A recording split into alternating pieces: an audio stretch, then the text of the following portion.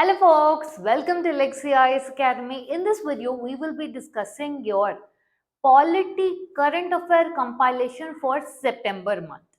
This video is entirely curated for your prelims perspective for people appearing for your 2025 prelims.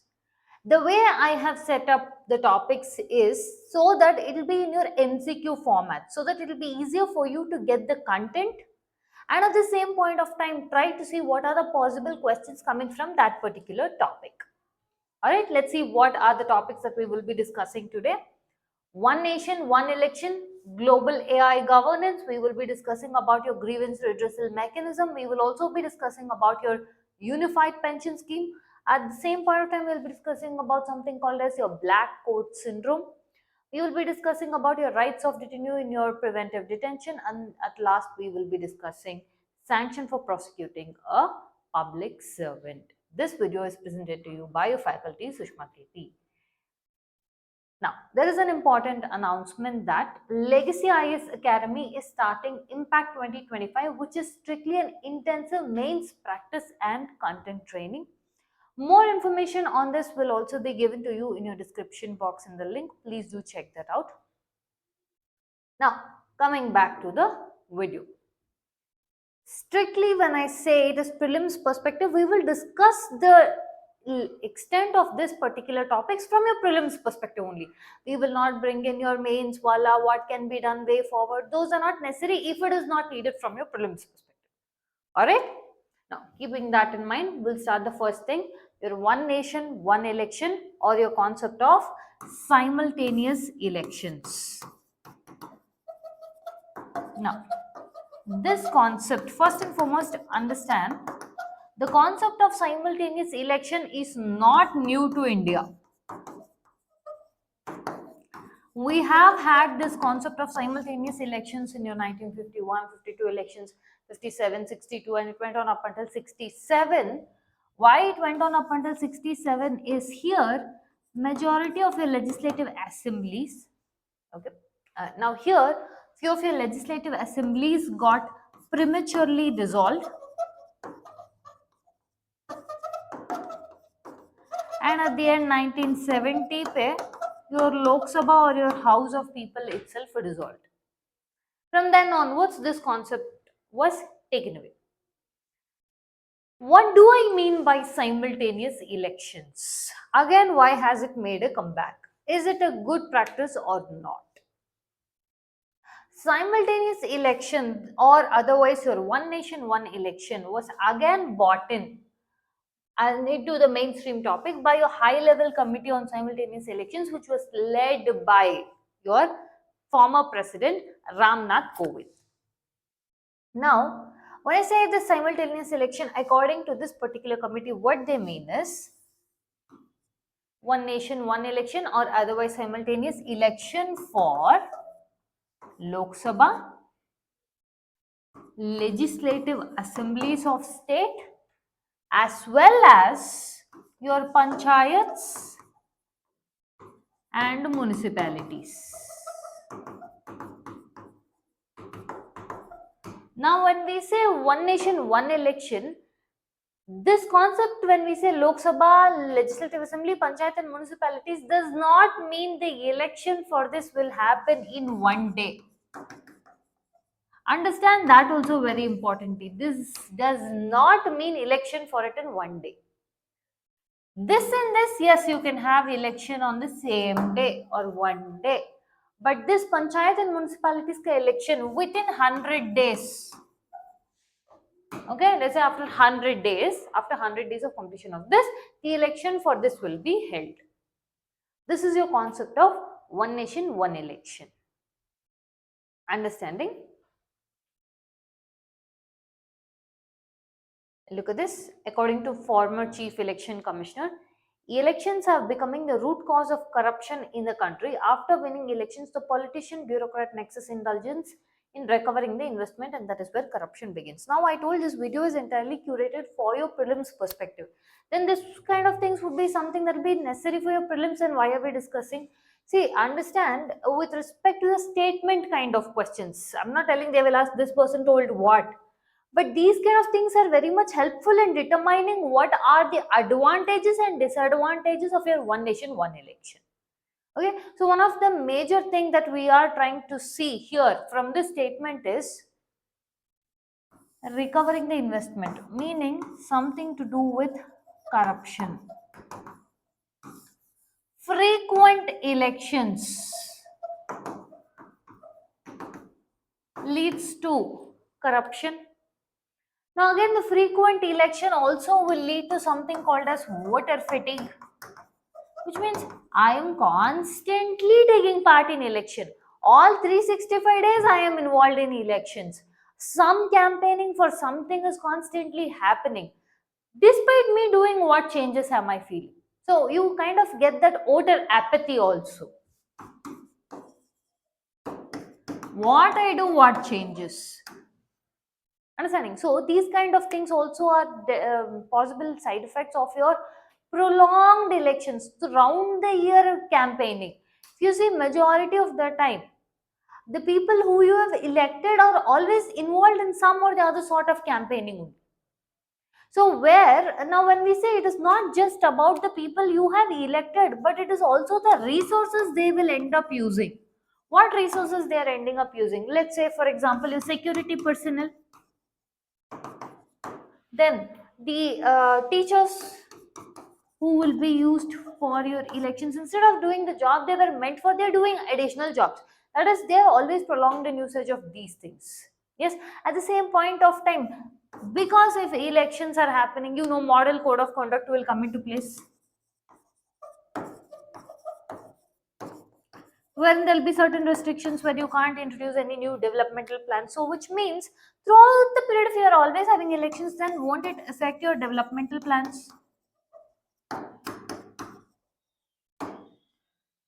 Yes, the whole point of your democracy gets defeated. Elections, free, fair elections are crucial for your democracy. But prolonged 365 days of elections is also not good. Yes. Now, this is one side of the argument. Means we have another side of the argument wherein, if at all they are not, let's say your elected members are not given the concept of a fear that, if you don't do well, that there will be elections, there will be constantly where you will be taken out and someone can be replaced, that is, you are basically replaceable, is what we're trying to tell. They have a sense of fear. If they do not have that 5 years continuity, no matter what happens I will be there, then that will bring in a sense of a lax attitude. Yes, that is also the downside. So this is having both. Another thing is, if you have to, like this committee recommendation, if you have to do this multiple amendments you're supposed to do to the constitution.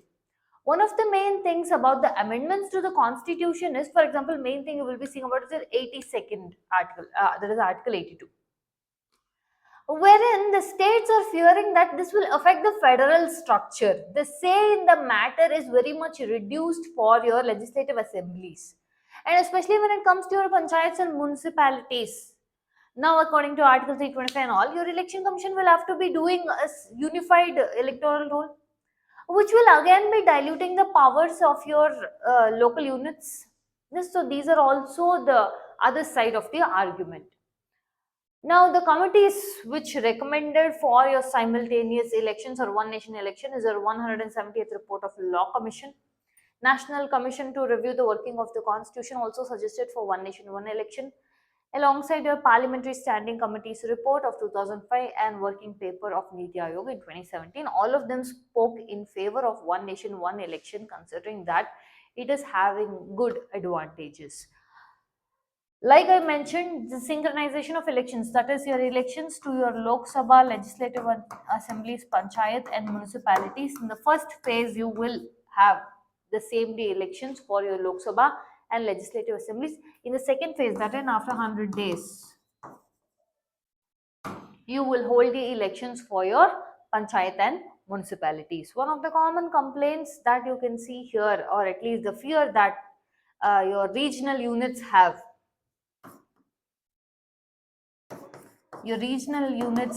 over this concept of your synchronization of election is, in the Lok Sabha and legislative assemblies, the national party at the center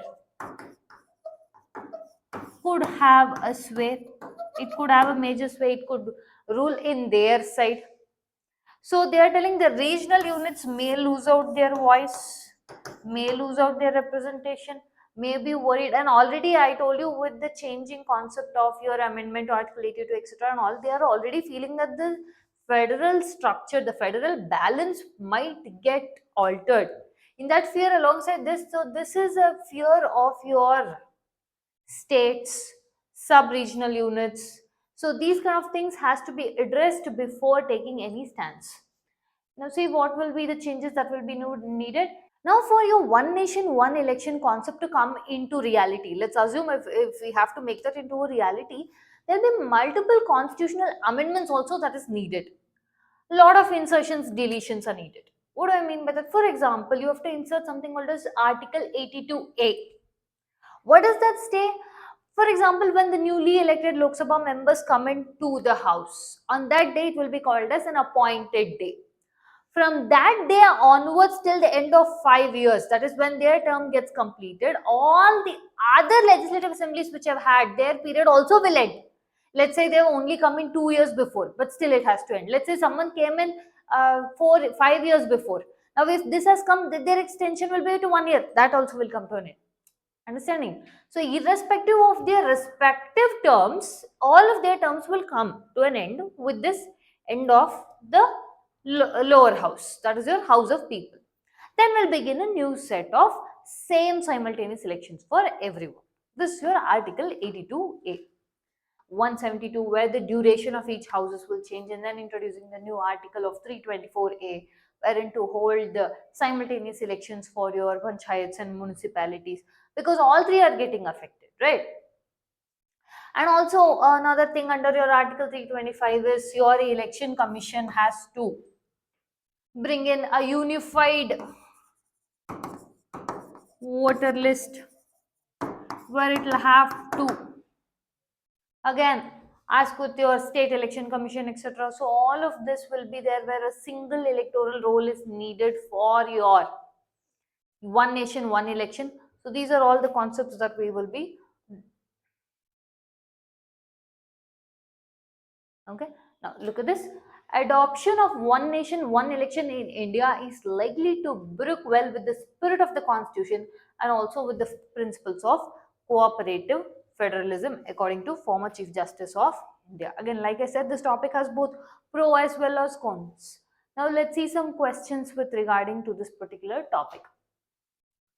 The proposed Article 82A in the Constitution of India aims to facilitate simultaneous elections for Lok Sabha and state assemblies, provide for reservation of seats for women, empower the election commission to deregister political party, reduce voting age from 18 to 16 years of age. The correct answer is facilitate simultaneous election for Lok Sabha and state legislative assemblies. So here look at the word, the proposed Article 82A. Understanding? So this is the news. That is why I am letting you know. Which of the following is a potential disadvantage of one nation, one election process? Remember, I told these the sayings of these people might be useful. Why? Because look at this potential disadvantage. They are not claiming this is a disadvantage. This could be a disadvantage, is what they are telling. Right?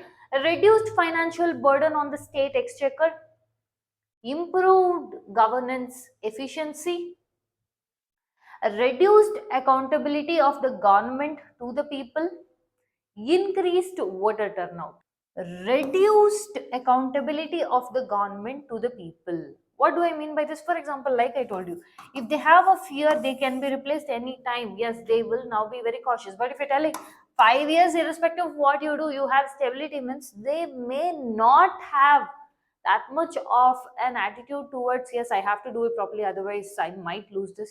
That's why they're telling potential disadvantage. We're not telling if this is there that will happen. Now, for example, we have this concept where, yes, if you're not doing a job well, we might take you out, but still that doesn't guarantee 100% that they're doing a good job. Yeah, that's why potential disadvantage. Who headed the high level committee on one nation one election? Ramnath Kovind, Pranab Mukherjee, SK Mishra, none of the above. The correct answer is Ramnath Kovind, a former president of India.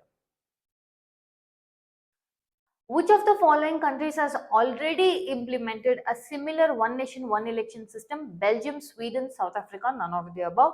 The correct answer is none of these countries have implemented one nation, one election. So the correct answer is none of the above.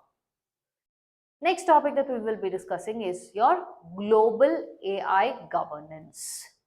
This is the very first time that, okay, this is the very first time there is going to be a legally binding document for the member countries with regard to your AI. But the concept of global AI governance, when we say, this will come in from your Council of Europe Framework Convention of Artificial Intelligence, Human Rights, Democracy, and Rule of Law. On this basis is what they are discussing about AI. Okay, this will be the first legally binding document for the member countries. Now, when we say member countries, the member countries are like your Japan, USA, EU. Yeah. If you see other, is this the first kind of declaration or pact or anything that we are going to be speaking with regard to AI? Is this the first thing? No, it is not the first thing. We already have in place, such as your G7 AI pact, okay, wherein they have spoke about your usage of AI in a manner that is not considered as a vulnerable or a threat of security.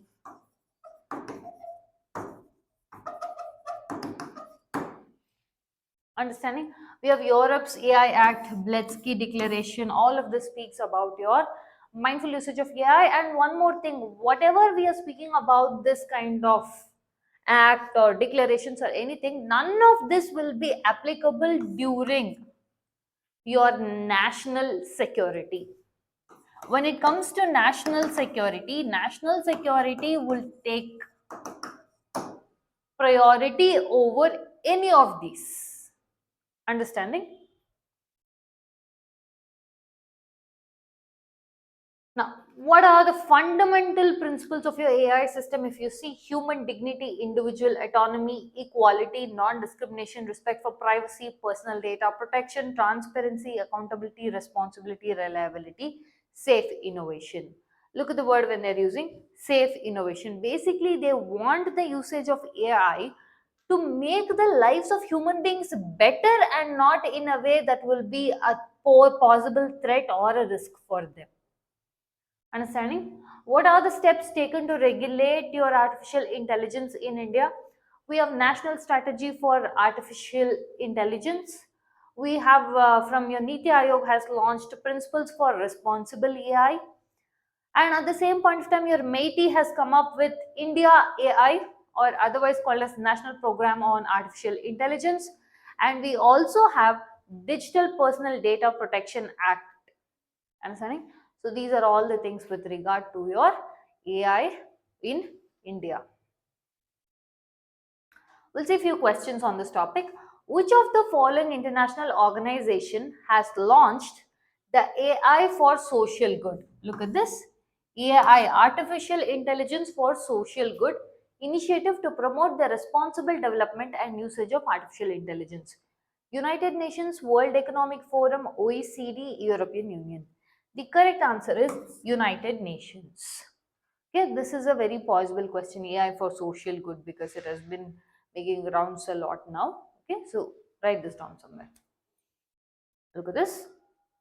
The OECD principles on artificial intelligence aim to promote the development of AI for military purposes, encourage the responsible development and use of AI, regulate the use of AI in the private sector, establish a global AI governance framework.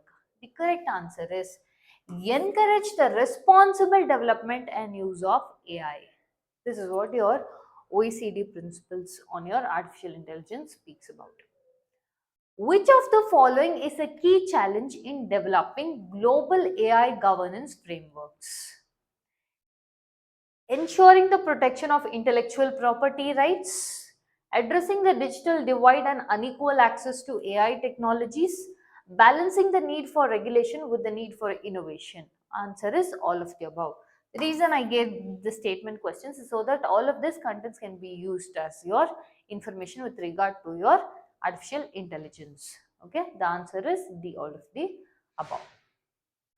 The European Union's General Data Protection Regulation has significant implications for the development and deployment of AI systems. Which of the following is key provision of GDPR? Look at this. Right to explanation for AI driven decisions, because sometimes your AI cannot differentiate between your human like and your machine like, that is logical and emotional. A right to erasure of personal data, a right to data portability, and all of the above. Like again speaking, I wanted to convey all these informations from this particular topic, so I've given it in the statement form of question. The correct answer is D, all of the above. Okay. What is the primary ethical concern surrounding the development and deployment of AI systems? Bias and discrimination, job displacement and unemployment, privacy and surveillance, all of the above. The correct answer is all of the above. All of these are the ethical concerns, or in other words, what we can say, potential challenges that your humanity faces with regard to your AI or artificial intelligence. Which of the following is a key principle of responsible AI development and deployment? Transparency and explainability, fairness and non discrimination, accountability and liability, all of the above. The answer is all of the above. Okay, let's move on.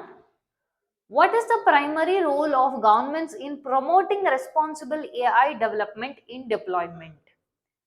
Regulating AI development and deployment, investing in AI research and development, promoting public awareness and education about AI, all of the above. The correct answer is again all of the above, because if you see, the role of governments is actively increasing with respect to the AI, especially India is also taking a very positive stance with regard to AI, and it has to do all of those things that we just discussed.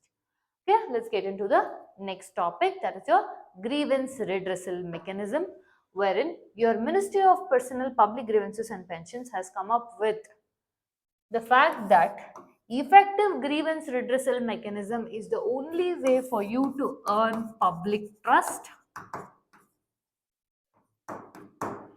They have also reduced your, for example, let's say someone has a grievance and now it has to be redressed. Earlier it was 30 days. Now they have brought it down to 21 days. That is basically, if you have to address grievance redressal mechanism, you have to strengthen things such as your RTI, citizen charter,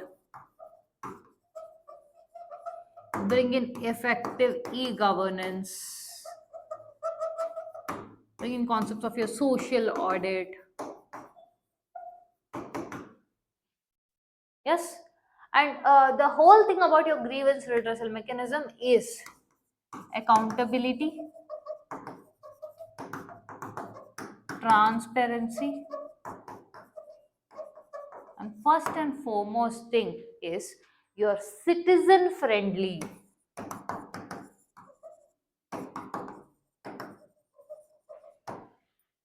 Understanding? So these are all the associated dimensions with regard to your citizens grievance redressal mechanism. Okay. What are the 10-step reforms according to your CP grams or with respect to your citizens grievance redressal? Universalization of CP grams, technological enhancements using artificial intelligence, language translation so that it can be availed in your local languages, as your scheduled languages better recognize 22 languages. Operationalization of your grievance redressal index, operationalization of your feedback call center, one nation, one portal, wherein you integrate all the grievance redressal portals.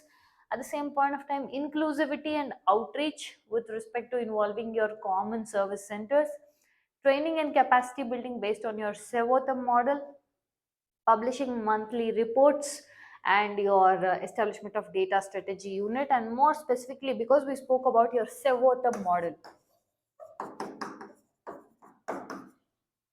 This is based on your British concept of your citizen charter mark, wherein seva plus uttam, understanding, based on your concept of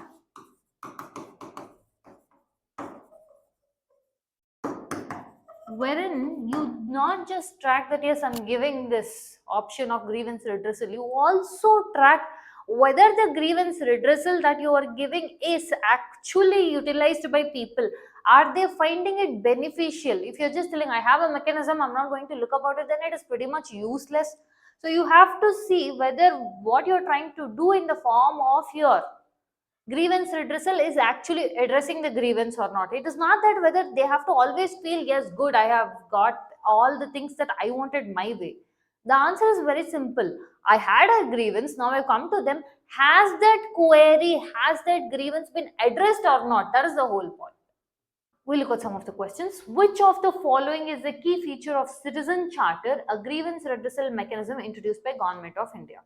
It provides a framework for public services delivery. It sets out the rights and responsibilities of citizens.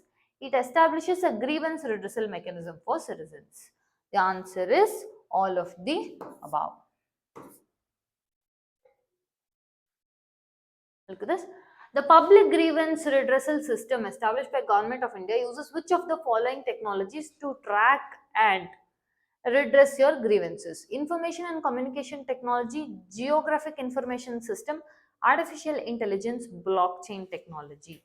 The correct answer is ICT, information and communication technology.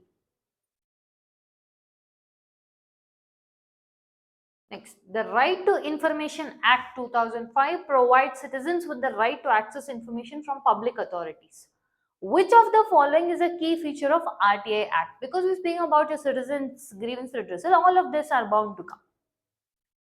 It provides for appointment of information commissioners. It sets out the procedure for filling RTI applications. It provides for exemption of certain information from disclosure under your National Security Act. Yeah. All of the above. The correct answer is all of the above.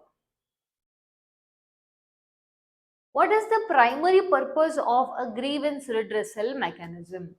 To provide citizens a platform to express their grievances, to investigate and redress grievances in a fair and transparent manner, to punish public servants for their wrongdoing, to promote good governance and accountability. First and foremost, the whole point of your grievance redressal mechanism is to promote good governance and accountability. So, option D is the answer. What is the role of a public servants in grievance redressal mechanism? To investigate redress grievances, to provide information and assistance to citizens, to ensure that grievances are addressed in a fair and transparent manner, and the answer is all of the above. Let's look into the next topic, unified pension scheme. This pretty much came into topic into the debate because surrounding this old pension scheme. The new pension scheme was rolled out based on the recommendations of your TV Somanathan committee. Remember the committee very well. It is fresh off 2023 committee, so this will be very much needed for your prelims perspective. Here we have provided the difference between your unified pension scheme, new pension scheme and old pension scheme. All the differences basically if you see are with regard to how much the employee that is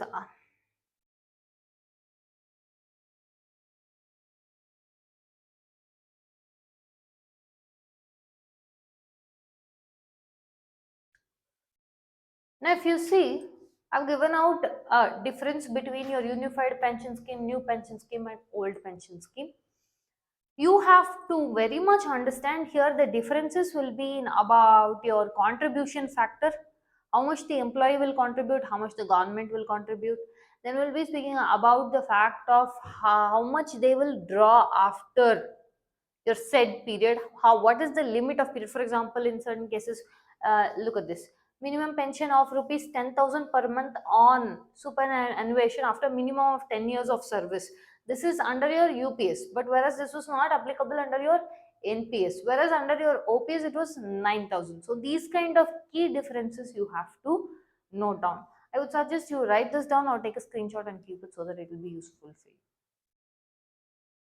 Okay, this is now look at this. When I said about your contribution, employee contribution will not increase in your unified pension scheme, whereas employees are required to contribute 10%.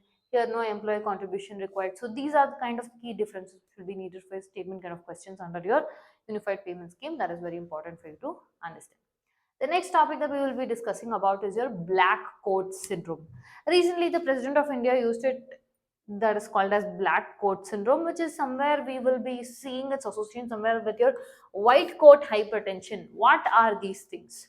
White coat hypertension means the increase in blood pressure a person faces in a hospital. Just looking at that environment itself, it kind of triggers, yes. The same way, so basically here white coat hypertension means you are trying to tell that okay, the person is put in a stressful environment just because in that hospital environment, looking at all those things. Now when I say black coat environment, this I'm referring to something with regard to your coats. The anxiety a person faces in courts. Why? First and foremost main reason, the pendency of cases.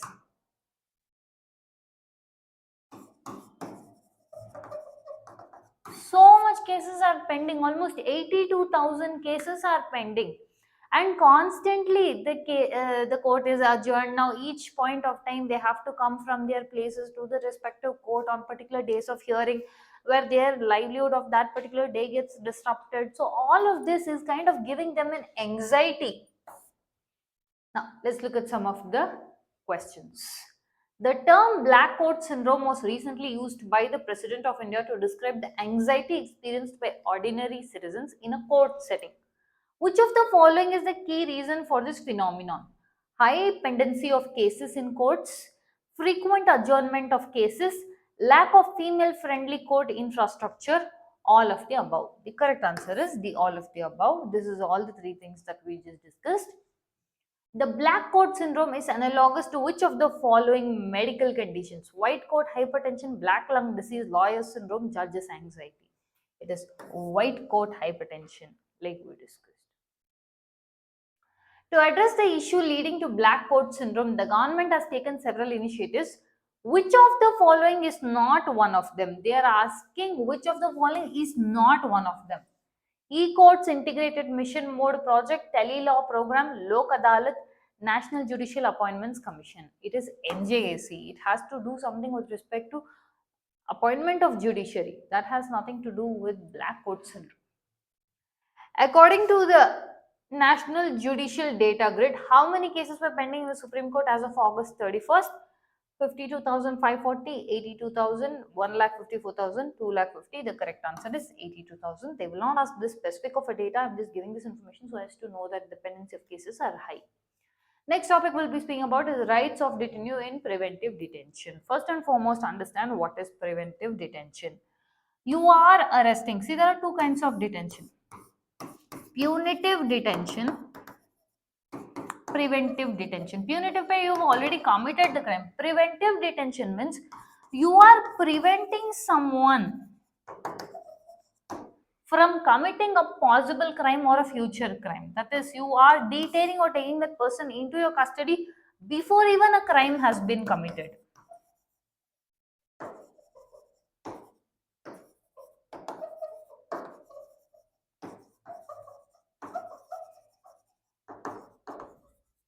This is enshrined in Article 22 of the Constitution.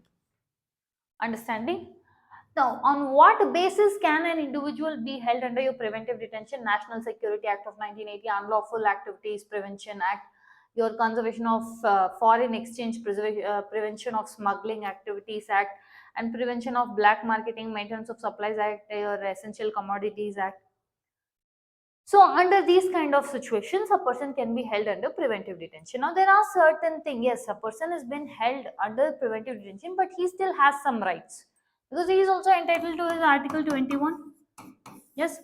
wherein first and foremost, especially in this particular case, your Supreme Court has highlighted that every person has the right to know on what grounds he is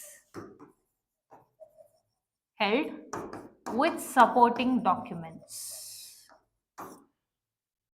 Understanding? Now, denial of that right, meaning what? Denial of letting the person know. He has a right to know and on what grounds he is detained. So, denial of that right amounts to violation of Article 22 of 5.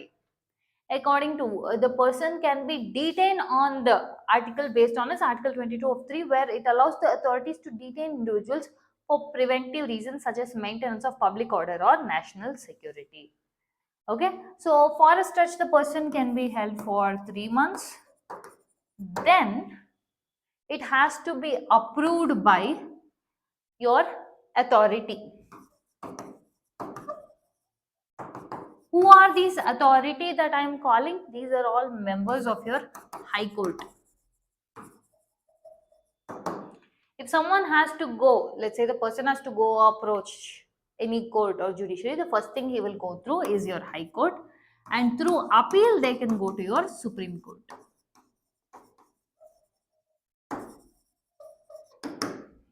Okay, let's look at some questions. Which of the following articles of the Constitution of India deals with the rights of detainee in preventive detention? Article 21, 22, 23, 24. The correct answer is Article 22, like we discussed. The Prevention of Illicit Traffic in Narcotic Drugs and Psychotropic Substances Act of 1988 is an example of which type of preventive detention? Punitive detention, preventive detention under the Constitution, preventive detention under a specific statute. It is protective detention. Correct answer is preventive detention under a specific statute. Look at this, it is coming from an act, right? For that particular purpose. The Supreme Court has held that the right to life and personal liberty under Article 21 of Constitution includes the right to free legal aid, speedy trial, knowing the grounds of detention, all of the above. The answer is D, all of the above. Your Article 21 is a very broad article. The concept of preventive detention is based on the principle of punishment for past crimes, prevention of future crimes, protection of society, rehabilitation of offenders. Correct answer is prevention of future crimes. The next topic, the last topic we'll be discussing is sanction for prosecuting a public servant. Especially when you're going to be prosecuting a public servant, a lot of care has to be taken, wherein a grant of sanction has to be provided. Why a grant of sanction has to be provided to put in prosecuting a public servant? So that the public servants are protected under your malicious prosecution. Now, what are the legal provisions to do such a thing? Section 218 of Bharatiya Nagarik Suraksha Sanhita, Section 17A and 19 of Prevention of Corruption Act.